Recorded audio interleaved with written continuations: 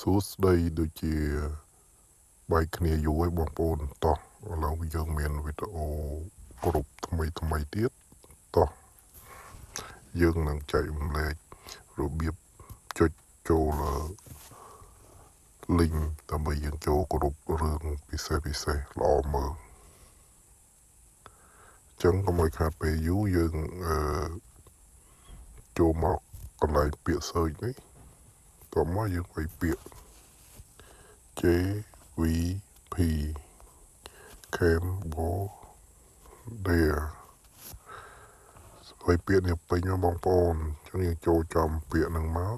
តោះមកយើងឃើញនេះបងប្អូននេះ channel មួយហ្នឹងបងប្អូនអញ្ចឹងស្នាមមើលរូបមួយហ្នឹងហើយចំនួនវីដេអូចំនួន subscribe អញ្ចឹងបងប្អូនចូលមើលវីដេអូមួយបានចូលបានអញ្ចឹងយើងចូលមកកាន់មកតោះមកទៀតយើងចូលលេខវីដេអូនេះមកតោះមកទៀតយើងចូលលើវីដេអូមួយនេះបន្តមកទៀតយើងចូលលេខនេះលេខពាក្យ comment នេះតោះមកទៀតយើងឃើញលេខនេះបងប្អូនអរគ្នាអញ្ចឹងយើងចូលមកកាន់លេខហ្នឹងចុចលេខហ្នឹងមួយមកបន្តមកទៀតយើងឃើញពាក្យនេះយើងចុចមួយអញ្ចឹងមកណាតមកយើងថយក្រោយវិញយើងចូលកន្លែងវីដេអូហ្នឹងម្ដងទៀតតោះបងប្អូនយើងចុចកន្លែងមានគ្រប់ថ្មីទៀតហើយអញ្ចឹងបងប្អូនដែលចង់ចូលអាចមើលវីដេអូបន្តិចនេះបងប្អូនចូលលីងមួយទៀតមកតមកទៀតយើងចុចលេខពាក្យនេះបកមក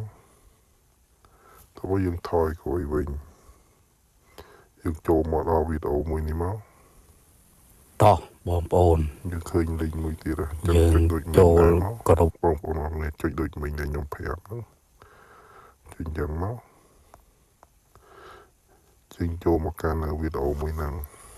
តមកយើងចូលនេះវីដេអូហ្នឹងមកអញ្ចឹង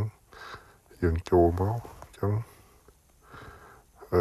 យើងឃើញលីងហ្នឹងនេះបងប្អូនលីង Telegram ហ្នឹងណាហើយសម្រាប់បងប្អូនណាដែលចូលអត់បានអាចខមមិនក្រុមវីដេអូហ្នឹងមកខ្ញុំនឹងបោះលីង